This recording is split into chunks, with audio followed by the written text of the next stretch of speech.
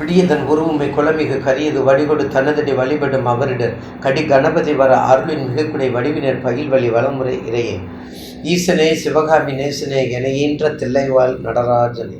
நிகழும் மங்களகரமான குரோதி ஆண்டு புரட்டாசி மாதம் 24 நாள் புதன்கிழமையும் 9/10/2024 புதன்கிழமையும் சஷ்டி திரியும் மூல நட்சத்திரமும் சித்தயமும் கூடிய சுபயோக சுபதினத்தில் குரு வக்ரம் 10/10 9/10 சொல்வதை விட 10/10/2024 டு 22/2/2025 வரை குரு வக்ரம் நிகழ்வாக உள்ளது.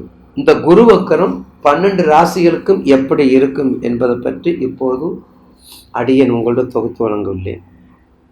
அதற்கு முன்னாடி உலகெங்கும் சிறப்பாக செயல்படும் தமிழ் மாத ஜோதிடமும் அதைத் தொடர்ந்து என்னை ஊக்குவித்து எனக்கு ஆக்கமும் ஊக்கமும் கொடுக்கின்ற என்னுடைய நேயர் பெருமக்களுடைய பாதம் பணிந்து வணங்குகின்றேன்.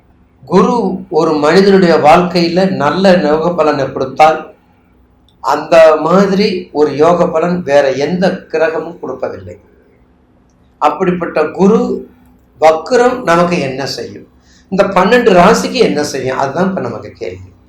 அப்போ 12 ராசி நேயர் பெருமக்கள் ரொம்ப எதிர்பார்த்துட்டு இருப்பீங்க. எல்லாரும் சொல்லிட்டாங்க, நான் இன்னும் சொல்லலை, அதனால நீங்களும் பார்த்துட்டு வர்றீங்க. அதாவது இயல்பான குணத்தை விட்டு தன்மையை விட்டு அடுத்து அதுக்கு மாறுபட்ட தன்மையில போய் சேருவது, மாறுபட்ட தன்மையில குணங்களை கொடுப்பது, இதுதான் வக்ரம். இப்ப வக்ரம்ங்கிறது 9 நவகிரகம் இருக்கின்றது. அந்த 9 நவகிரகத்தில் ஒளிக்கிரகம் சூரியன் சந்திரனுக்கு இல்லை. ராகு கேது எப்போதுமே வக்ரம் தான். அப்படின்னு என்ன அர்த்தம்? எப்போதுமே இன்வெர்ஸ்லி ப்ரொபோஷனல், மாறுபட்ட தன்மையில குணங்களை கொடுப்பது, இதுதான் வக்ரம். இப்ப வக்ரம்ங்கிறது 9 நவகிரகம் இருக்கின்றது. அந்த 9 நவகிரகத்தில் ஒளிக்கிரகம் சூரியன் சந்திரனுக்கு இல்லை. ராகு கேது எப்போதுமே வக்ரம் தான். அப்படின்னு என்ன அர்த்தம்? எப்போதுமே இன்வெர்ஸ்லி ப்ரொபோஷனல். அதே சமயத்தில் புதன் வக்கரம் அடைகிறது, சனி வக்கரம் அடைகிறது, செவ்வாய் வக்கரம் அடைகிறது, சுக்கிரன் வக்கரம் அடைகிறது, இப்போ குரு வக்கரம் அடைகிறது. இப்போ எந்த அளவுக்கு திசாபுத்தி அதிகமாக இருக்குதோ அந்த அளவுக்கு வக்ர நிலை உயர்ந்திருக்கும். 12 ராசிக்கு இப்போ என்ன செய்யுங்கிறத நம்ம பதிவு பண்ண போகிறோம். அடுத்து நாம் காண இருப்பது விருச்சக ராசி. காலபுருஷனுக்கு 8. அது மட்டுமல்ல, 8ஆம் இடம்னாலே எல்லாரும் ஒரு பய ஃபீலிங்கோடு இருப்போம். அப்படிப்பட்ட விருச்சக ராசினால் விருச்சக ராசிக்கு இந்த குரு வக்கரம் என்ன செய்யும்? அப்போ குரு வக்கரம் விருச்சக ராசிக்கு அதிபதி செவ்வாய். குருக்கும் செவ்வாய்க்கும் நட்பு கிரகம். அப்போ தன் நிலையை மாற்றி செய்யக்கூடியது தான் விருச்சக ராசிக்கு. அப்போ விருச்சக ராசிக்கு சற்று கெடுதல் பலன்னு சொல்லக்கூடாது, தீய பலன் குறையும், அவ்வளோதான். தீய பலன் குறையும், மிக உயர்ந்ததெல்லாம் கொடுக்காது.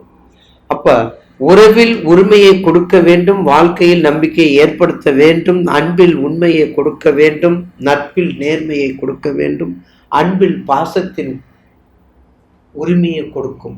இந்த குணங்கள்லாம் விருச்சகத்துக்கு உண்டு. கற்பனை திறன் விருச்சகத்துக்கு உண்டு. வெளிநாட்டுக்குரிய திறன் விருச்சகத்துக்கு உண்டு. முக்கியமா ஜலராசியில மிக சிறப்பான ராசி விருச்சகம். ஏன்னா விருச்சகம்ங்கிறது சாதாரண ராசியில் அதில் இருக்கவங்களாம் அனுசம் கேட்டை, மிக பயங்கரமான பெரிய பெரிய அதிபதிகள்.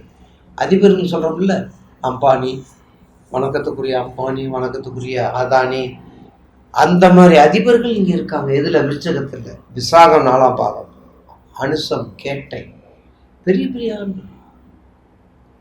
அதனாலதான் சுவாமிஜி நேயர் பெருமக்களுக்கு ஒரு முக்கிய வேண்டுகோள், நட்சத்திர அக்ஷர விநாயகர். நட்சத்திர அக்ஷர விநாயகர் ஒரு 4 அடியில் ஒரு விநாயகரை பிரதிஷ்டை பண்ணி மக்களுக்காக 27 நட்சத்திரத்துக்காரங்களும் அங்கே பூஜை பண்ணுறது மாதிரி ஏற்பாடு பண்ணியிருக்கோம். விராலிமலை பக்கத்தில் நட்சத்திர அக்ஷர கணபதி, 27 நட்சத்திரத்துக்கு காயத்ரி மந்திரம், 27 நட்சத்திரத்துக்குரிய அக்ஷரங்கள் எல்லாம் போட்டு 12 ராசிக்குரிய அக்ஷரங்கள், 9 நவகிரகங்கள், அந்த நவகிரகத்தை 9 நவகிரகத்தை பிள்ளையாருக்குள்ளேயே பிரதிஷ்டை பண்ணி முதுகு பக்கத்தில் எம்பெருமான் கணபதியுடைய பின் சைடில் அபயகர ஆஞ்சநேயரை பிரதிஷ்டை பண்ணி ஆசியா கண்டத்திலேயே மிக அற்புதமான விநாயகர் அட்சர, அதாவது நட்சத்திர அட்சர கணபதி. அப்படிப்பட்ட விநாயகரை பிரதிஷ்டை பண்ண இருக்கிறோம். கீழ்கண்ட முகவரிக்கு ஒத்துழைப்பு கொடுங்க, கவுன்சிலிங் கொடுங்க, வாங்க. அப்படிப்பட்ட இந்த நேரத்தில் விருச்சக ராசி நேயர்களுக்கு குருவினால் சத்து மத்தியம பலன். அப்போ மத்தியம பலன்னா வெளிநாடு போகிறது கொஞ்சம் கவனம். பாஸ்போர்ட் விநாயகர், நவகிரக விநாயகர், செல்வ விநாயகர், சக்தி விநாயகர் என்னெல்லாம் நிறைய இருக்காங்க.